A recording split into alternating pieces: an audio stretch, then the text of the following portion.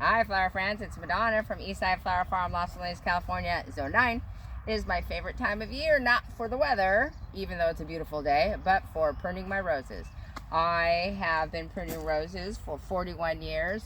I started growing them when I was 13, and I love them. They're my favorite flower in the whole world.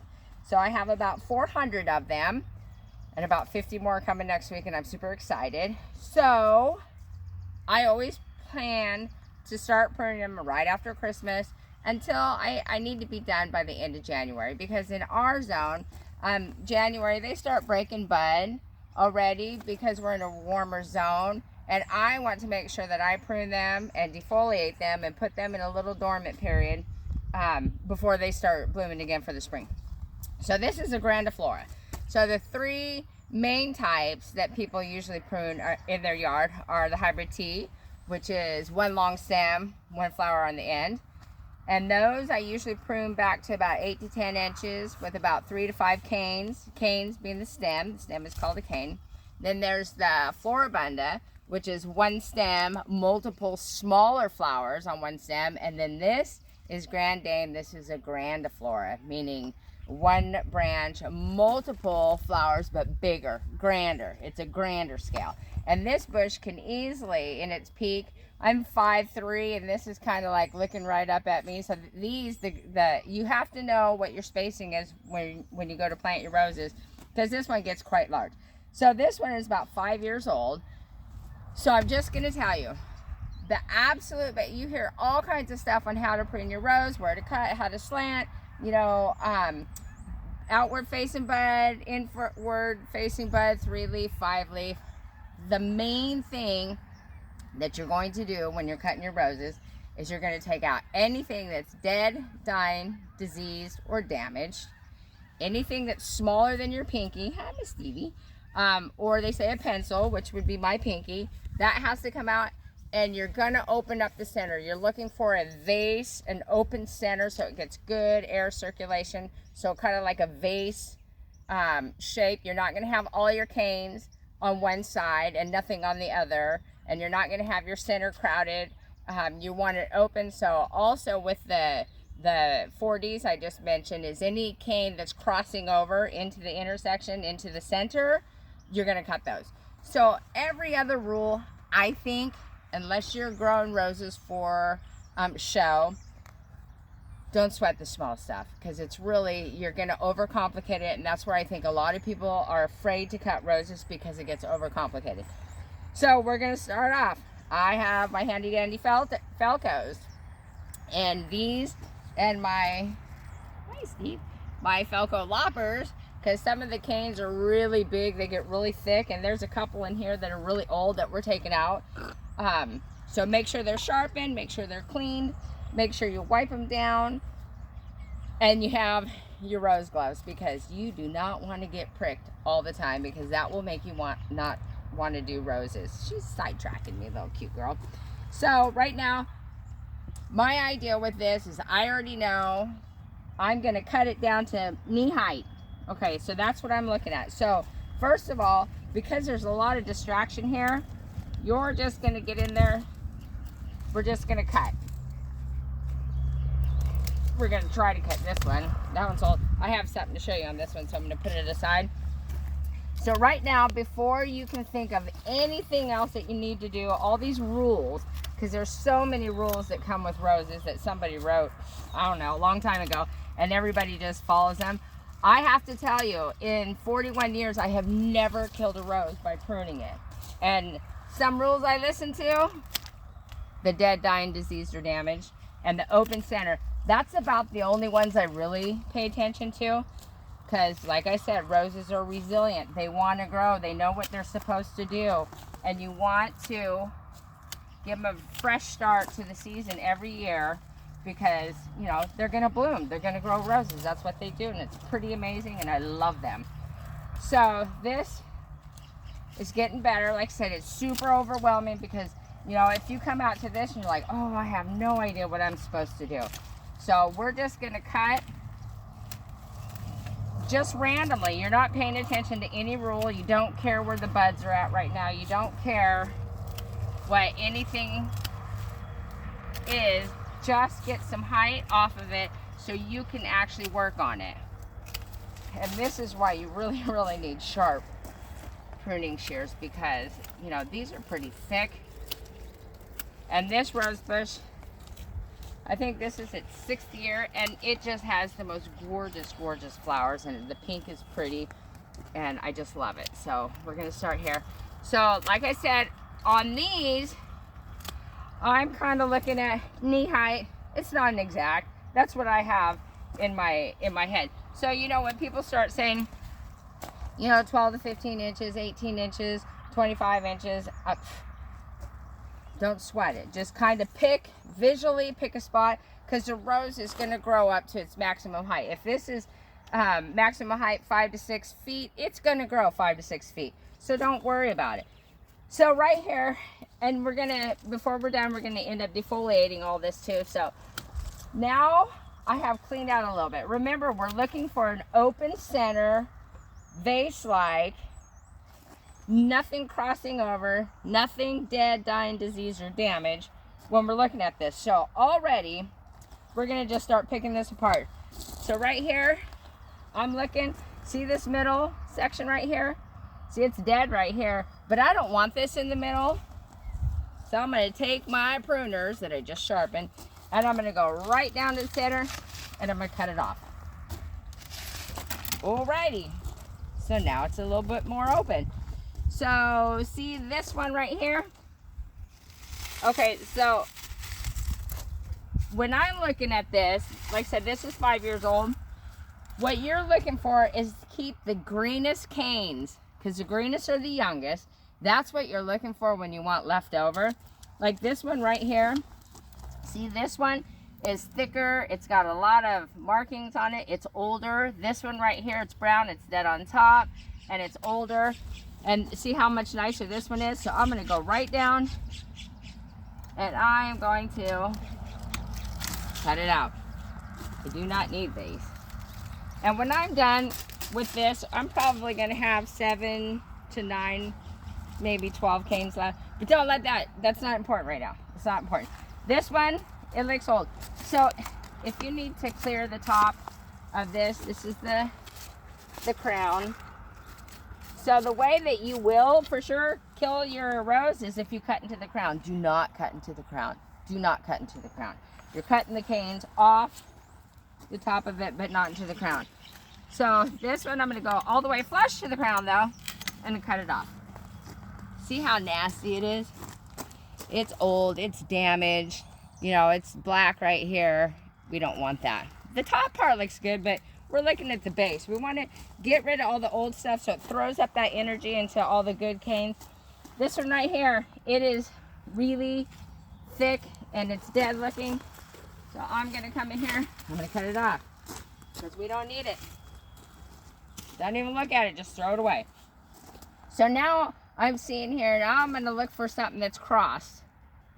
Here's another one already. I know that this is old. I want to cut it out. Okay, it's done. See now, pretend this was a cane you were going to keep. So this is dead.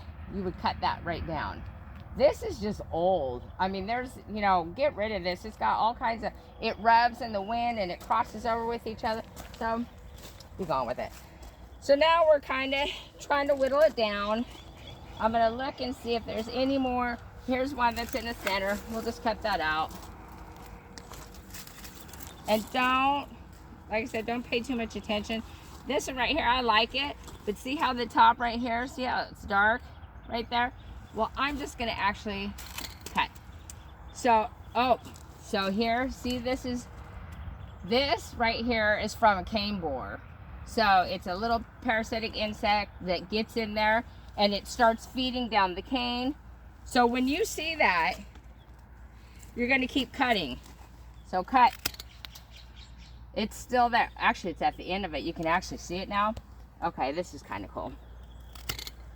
You want to cut it until it's clean, because what happens if you cut it and you leave it like this, well, that cane borer potentially can travel all the way down there, and once it gets into the crown of the rose right here, it will kill the whole rose. So this is kind of cool. So it's like sitting right in there. There's a little parasitic insect that's right there. And so we cut it down. See, it just burrows. And so you do not want to see any of that. You want it gone and you want it out. So it just burrows in there. Okay, kind of cool, kind of gross. Okay, so we still have some. Now I'm going to go in here. So, you know, if you don't know where to go, so now we're going to start. This one crosses over. Like I said, you don't want them crossing. We're going to go like a vase. So this one crosses over. I'm going to go right down, cut it out. This one down here, cut it out. Okay, so we thinned out a little bit. This one, I think I'm going to chop right here in the middle. Just get rid of it. Little one. Okay, so in case you've noticed, I haven't said anything about an outward facing bud, inward facing bud, any of that stuff yet. Okay, this cane, this one, okay, these kind of cross over. Don't make it too complicated, because it really can get complicated. So one of these is crossing over. So I think I'm going to choose to take this one out. So when it gets to these two, and you're going, okay, eeny, meeny, miny, mo, one of these have got to go. You're going to keep the youngest one. And the youngest one is the one that looks the greenest. It looks really healthy. This one you can tell is older. It's thicker. It's got a lot of damage on it. It just looks a little worn out. So we're going to keep this one. And what we're going to do is we're going to take our pruners. We're going to go right down to the base. And we're going to cut it out. Because the older they get, the less they produce. So, you know, they just get tired and they get weak and they get old and they just don't throw out as much flowers as they potentially could. So this one, we have some weird, see, this is dead. You definitely want to take this out, but this whole thing has got a lot going on. So I'm just going to go right down and lob it off. Like I said, don't be afraid. And I see another old one here. And it's got a lot going on. So I'm gonna, oops. Okay, we're gonna cut this one out. And see, this has, it's old. It's got some damage right there. And we're just gonna, and see, you can tell it's thicker. It's not near as fresh green as this, but don't worry. Roses are gonna grow, that's what they do. So it's okay, don't think you're gonna kill it, because you're not, you're really not. So this one, it's a nice little one, but it's in the center. So, run it down. Okay, so right here, we're getting closer and closer to the bottom. You know, you want to make sure you take out all your leaves. And you're going to actually dispose of them. Because if there's any diseases left in your leaves that you had the last year, and you leave them on here, well, besides getting wet and mildewy over the winter time, you could reinfect your roses with the fungal disease or something if they're still in the leaf. So here's another little thing. Okay, so remember I said anything smaller than your pinky or a pencil. So see this little guy here? First of all, you're going to cut it flush to the stem or the cane. You're not going to cut into it. So how would you cut it flush? Here's your Trevors. You're going to use the cutting side. See how it's flat? That's your cutting side. This side's beveled. You're going to cut it flush on your cutting side. So you're going to make sure that that flat part of the blade is right up against the cane and just cut it off. It's that simple. Okay, so now I still have congestion here. So this one is old. We're getting down to where we want to be. So this one is an older cane. You see how it's brown, it's got damage, it's got rub marks. This one looks healthier. We're going to go to the bottom. Chop. Okay, there's a little nub there I want to get. Okay, so now I have this one. We're getting down to where I want to be. We're going to have to choose between one of these.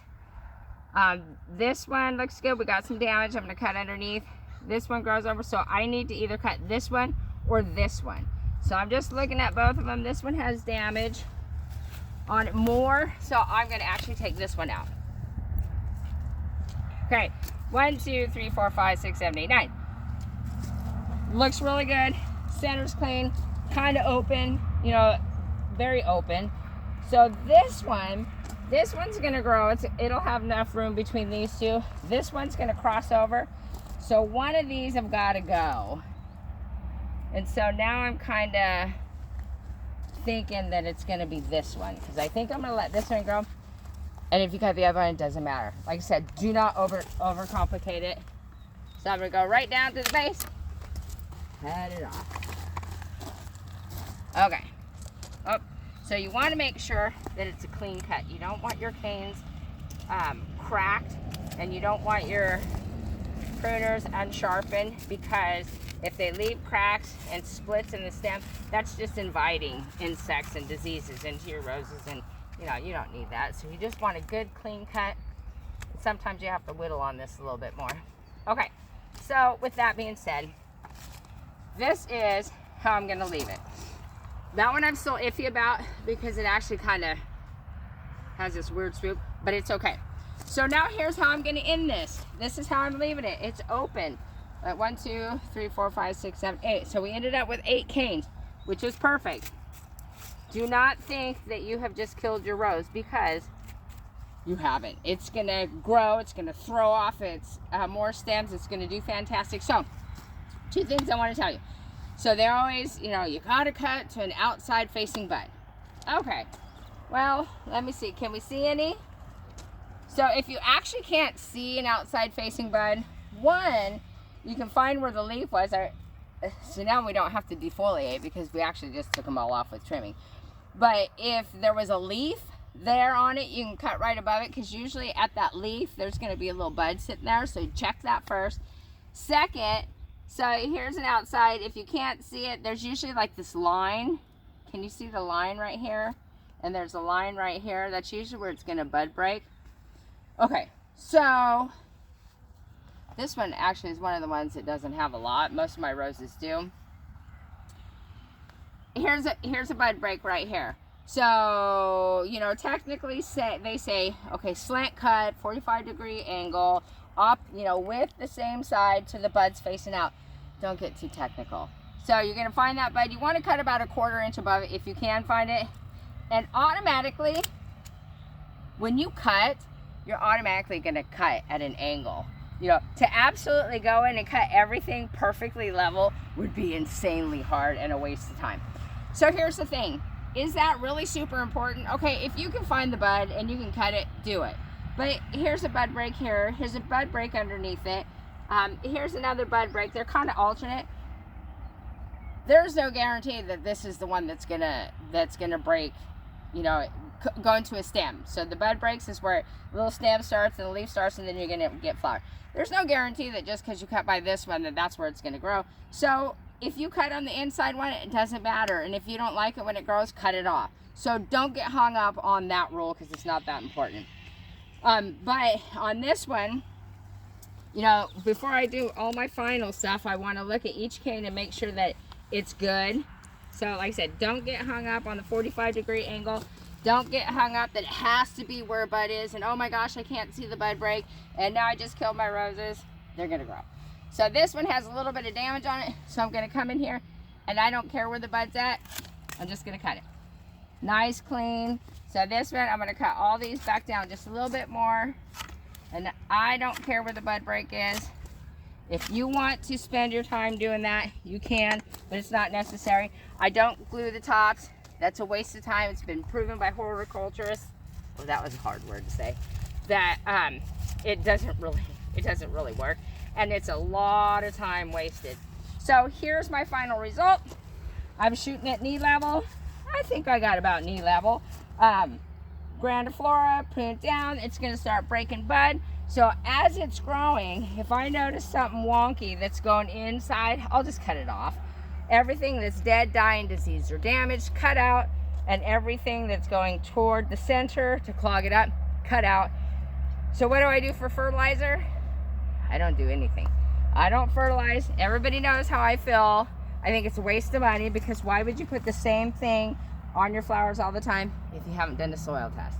So if you haven't done a soil test, I would highly recommend that's where you start. I use manure and compost, and sometimes a fish fertilizer, and that's it. So I feed the soil, Whatever you guys want to spend to feed your roses is fine, but mine do really good and I don't have a problem. So hopefully that helped. So tomorrow I'm going to do a climbing rose because it's different than these guys. Just go out, prune, clean up all your leaf debris, burn it, or throw it away. Do not compost it because, as I said, if there's any disease or fungal spores in your leaves and you compost it and put it back out, well, you could reinfest. So get your roses done. All right, guys. Thanks. Bye-bye.